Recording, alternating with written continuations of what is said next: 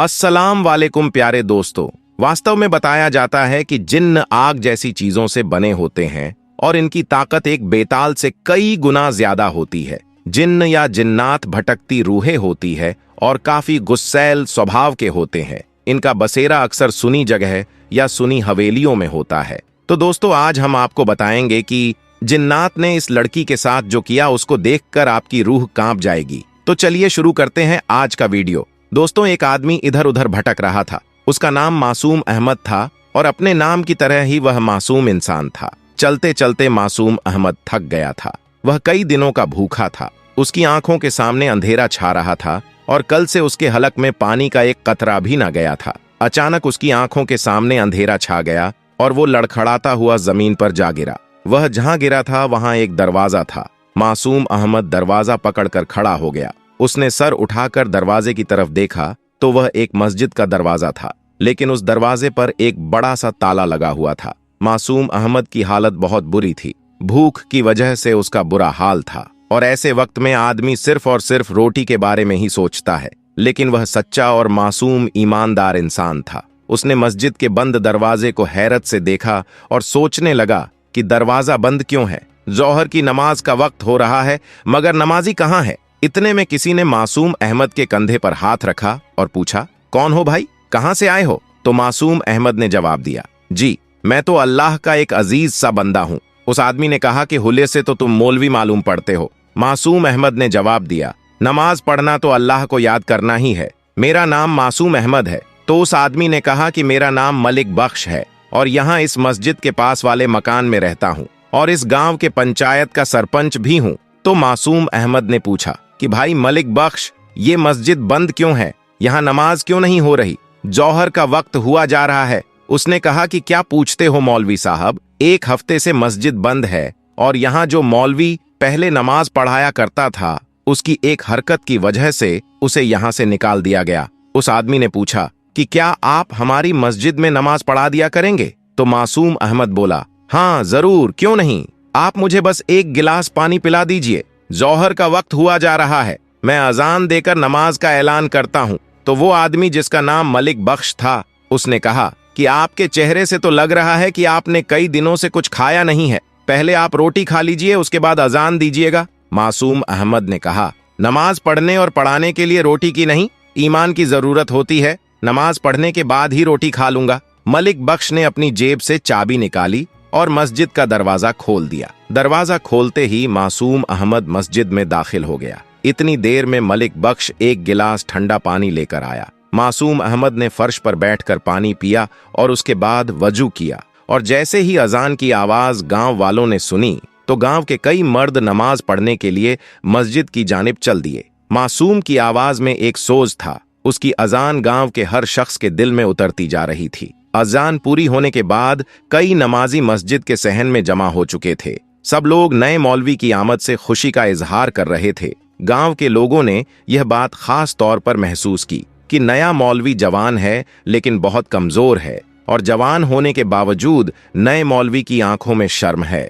नमाज पढ़ने के बाद मलिक बख्श अपने घर से खाना लेकर आया और मासूम अहमद के सामने रखा। मासूम अहमद ने सबसे खाना खाने के लिए पूछा, लेकिन सब ने कहा कि हम अपने घर से खाना खाकर आए हैं। यह सुनकर मासूम अहमद ने बिस्मिल्लाह पढ़कर खाना खाना शुरू किया। कई दिन बाद उसे खाना मिला था, तो लिहाजा हर निवाला उसके हलक में फंस रहा था। मलिक बख्श बोल के, मौलवी साहब, मस्जिद के साथ एक कमरा बना हुआ है, आप वहां रह सकते हैं। मासूम अहमद ने कहा कि मैं मस्जिद में नमाज पढ़ाने के अलावा बच्चों को कुरान भी पढ़ाया करूंगा और उनको दुनियावी तालीम भी दूंगा। मलिक बख्श ने जवाब दिया, माशा अल्लाह। बख्श के जाने के बाद मासूम अहमद कमरे में गया और जैसे ही खिड़की खोली तो फौरन उसे बंद कर दिया, क्योंकि खिड़की से मलिक बख्श के घर का सहन साफ नजर आ रहा था। वहां एक जवान लड़की सहन में झाड़ू दे रही थी। अब जैसे ही मासूम अहमद ने खिड़की खोली तो उसकी नजरें भी उस लड़की से जा टकराई गईं और लिहाजा घबराकर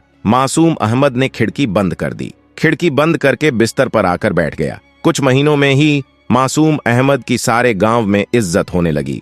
लोग कहते हैं कि मौलवी जवान तो है मगर नियत में खोट नहीं है। पराई बहू बेटियों को जरा भी आंख उठाकर नहीं देखता। और उस दिन के बाद मासूम अहमद ने अपने कमरे की खिड़की दोबारा कभी नहीं खोली। वो सारी सारी रात गर्मी में गुजार देता मगर खिड़की न खोलता। हर नमाज के बाद मासूम अहमद अल्लाह से गिड़गिड़ाता कर दुआ मांगता कि अल्लाह मेरी नीयत में खोट नहीं है, लेकिन ये मजहर जवानी मेरा पीछा नहीं छोड़ता है। ये मुझे बार बार बहकाती है। जब तक मैं किसी मासूम जादी से निकाह न कर लूं, तू मेरी हिफाजत फरमा, मुझे हर किस्म के गुनाह से बचा। रोते रोते मासूम अहमद की दाढ़ी आंसुओं से तर हो जाती है। एक दिन असर की नमाज के बाद मलिक बख्श घबराया हुआ मस्जिद में आया। मासूम अहमद मस्जिद में बैठा कुरान पाक की तिलावत कर रहा था। वो कहने लगा, बेटा जरा मेरे बेटे रहीम को आकर देखो, वह अजीब अजीब हरकतें करने लगा है। कभी वह अपना सिर दीवारों से टकराने लगता है तो कभी उसके मुंह से अजीबोगरीब आवाजें निकलती हैं। जल्दी चलो बेटा, मेरे बेटे को देख लो, उसकी माँ बहुत परेशान है। मासूम अहमद मलिक बख्श के साथ उसके घर की तरफ दौड़ पड़ा। जब कमरे में दाखिल हुआ तो उसने देखा कि 14 साल का एक लड़का चारपाई पर लेटा है। उस लड़के के हाथ पैर चारपाई के साथ बंधे हुए हैं। उसके सिरहाने उसकी माँ बैठी हुई है और पास ही में वह लड़की खड़ी है जिसे मासूम अहमद ने पहले दिन खिड़की से देखा था। मासूम अहमद की नजर लड़की पर पड़ी तो उसने फौरन अपनी आंखें नीचे कर लीं और उसने कहा कि मुझे एक गिलास पानी लाकर दो। मासूम अहमद को पानी का गिलास दे दिया गया। मासूम अहमद ने कहा, अब आप लोग दीवार के साथ खड़े हो जाइए और कोई भी मेरे काम में दखल नहीं देगा। इसके बाद मासूम अहमद ने रहीम के हाथ और पैर खोल दिए और फिर कुरानी आयत की तिलावत शुरू की। मासूम अहमद ने बुलंद आवाज में कुरान मजीद की तिलावत शुरू की। मासूम अहमद इलाज कर ही रहा था कि रहीम के मुंह से एक अनजानी कड़क आवाज निकली, कौन है तू, क्यों मुझे तंग कर रहा है? मासूम ने कहा, तू कौन है? इस मासूम बच्चे को क्यों तंग कर रहा है? जिन्न जोर से दहाड़ा और बोला, इस बच्चे ने और इसके दोस्तों ने मुझे बहुत परेशान किया है,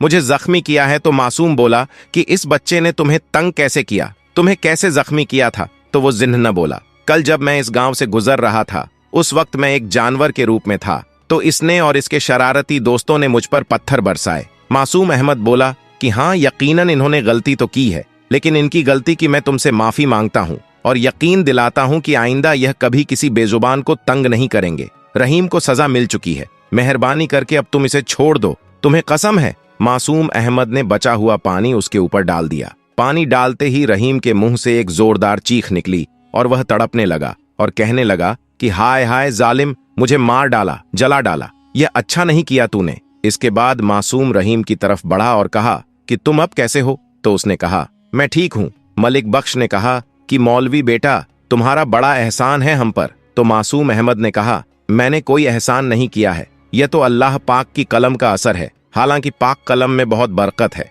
यह कहकर मासूम अहमद ने अपना बैग उठाया और ताबीज लिखने लगा था। ताबीज लिखने के बाद मासूम अहमद ये ताबीज मलिक बख्श के दाएं हाथ में दिया और कहा कि इस ताबीज को चमड़े में लपेटकर रहीम के सीधे बाजू पर बांध देना। इस वाक्य के तीसरे दिन असर की नमाज के बाद मासूम मस्जिद में बैठा हुआ था तो रहीम भागता हुआ आया और सलाम करके कहने लगा कि आपको अब्बा जान ने बुलाया है। तो मासूम अहमद ने अपना बैग उठाया और तेज तेज कदमों से रहीम की तरफ चलने लगा। घर आकर मलिक बख्श की बीवी से पूछा, क्या हुआ? तो उसने कहा कि मौलवी बेटा ना जाने क्यों उन जिन्होंने मेरा घर देख लिया है, पहले रहीम पर जिन्न आया था और अब फाखिरा पर। तो वो मौलवी मासूम अहमद ने कहा कि आपको कैसे मालूम कि आपकी बेटी फाखिरा पर कोई जिन्न आया है? तो उसकी माँ ने अपनी बेटी के बारे में बता दिया कि वह अजीब अजीब हरकतें कर रही है। उसके बाद मासूम उस लड़की के साथ उसके कमरे में गया और वह वजाइफ करने लगा। नमाज के बाद मासूम अहमद ने कलम और दवात निकाला और ताबीज लिखने लगा।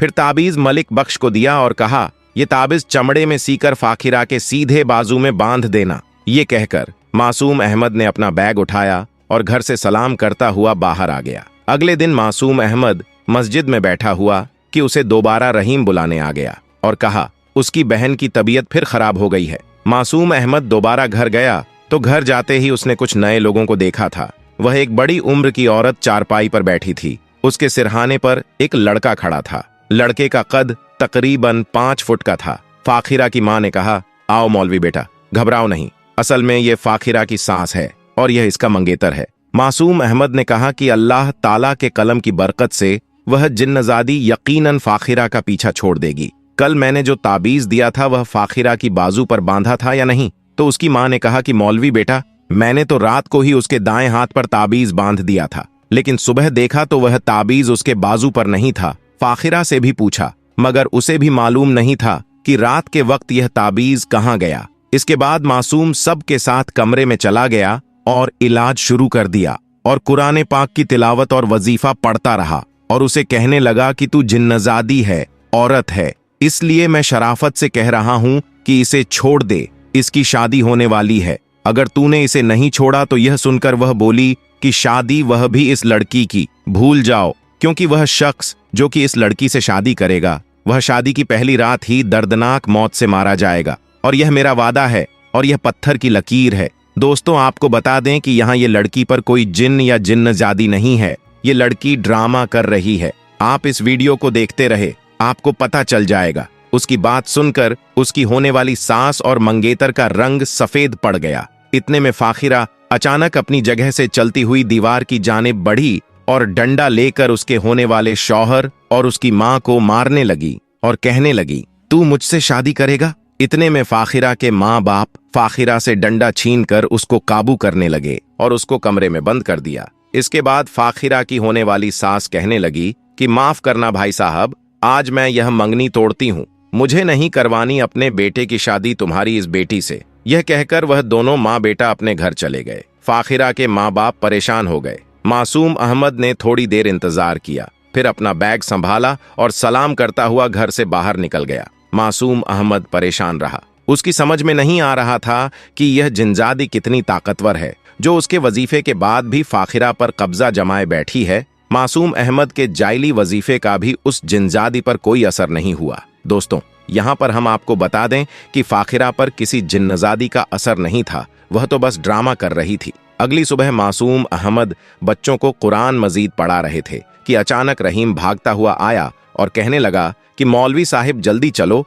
उसकी बहन की तबीयत फिर खराब हो गई है। मासूम अहमद जब उनके घर पहुंचा तो फाखिरा की मां ने कहा कि बेटा, मेरी बेटी ठीक तो हो जाएगी ना? मासूम अहमद ने कहा कि आप फिक्र ना करें, ये जिन्जादी जल्दी फाखिरा का पीछा छोड़ देगी, अल्लाह तेरी जबान मुबारक करे। बेटा, मेरी बेटी तो पूरे गांव में बदनाम हो गई है और ऊपर से उसकी फूफी ने भी रिश्ता तोड़ दिया है, अब तू ही बता कौन करेगा मेरी बेटी से शादी? तो मासूम अहमद बोले कि अम्मा फिक्र न करे, अल्लाह बेहतर जानता है, और यह रिश्ता खत्म हो गया तो क्या, अल्लाह इससे बेहतर रिश्ता भेजेगा। आप जाकर फाखिरा के कमरे का दरवाजा खोले, आज मैं ऐसा वजीफा करूंगा कि वो जिन्जादी चीखती हुई बाहर आ जाएगी और मेरे साथ कमरे में कोई नहीं होगा। शायद मासूम को उस पर शक हो गया था, अब क्योंकि मासूम अहमद भी बड़ा नेक इंसान था और उस लड़की की हालत भी दिन ब दिन खराब होती जा रही थी, इसलिए मासूम अहमद आहिस्ता से चलता हुआ फाखिरा की चारपाई के पास आया और फाखिरा चारपाई पर बैठी हिल हिल कर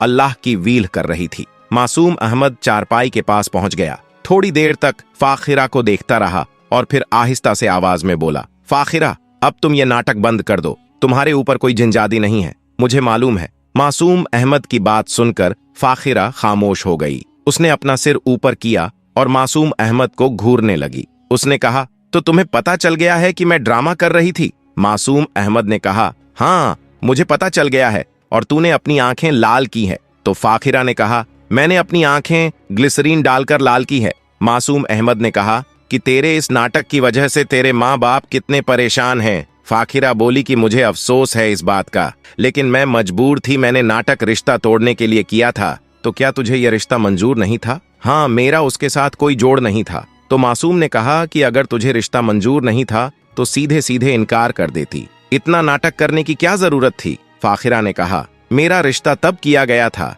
जब मैं झूले में थी और शादी के वक्त भी मुझसे नहीं पूछा जाना था। मैं 10 जमात पास हूँ और उसने तो कभी स्कूल की शक्ल तक नहीं देखी। लेकिन अब तेरा क्या होगा? अब तुझसे कौन शादी करेगा? आसपास हर जगह तो तू मशहूर हो गई है कि तू अजीबो गरीब हरकतें करती है और तुझ पर जिन्जादी सवार है। यह सुनकर फाखिरा मुस्कुरा दी और कहने लगी, मुझसे शादी वही करेगा जिसे मालूम है कि मेरे ऊपर किसी जिन्जादी का कब्जा नहीं है। मासूम अहमद सब कुछ समझ तो गए थे लेकिन अनजान बन रहे थे। सयानों ने बिल्कुल सही कहा है, औरतों के मखहरूम फेर से अल्लाह ही बचाए। मासूम अहमद ने कानों को हाथ लगाए और अपना बैग संभाल कर कमरे से बाहर निकल गया। फाखिरा की मां ने कहा, क्या हुआ बेटा, क्या जिन्जादी ने फाखिरा का पीछा छोड़ दिया? तो मासूम अहमद बोला कि जी, बहुत ही जल्दी जिन्जादी फाखिरा का पीछा छोड़ देगी। फाखिरा की मां बोली, बेटा, तुझे तो सब कुछ मालूम ही है ना, तू तो मौलवी भी है और तू इन सब चीजों से डरता भी नहीं है, तो क्या तू करेगा मेरी बेटी से शादी? और वैसे भी तू तो शादीशुदा भी नहीं है।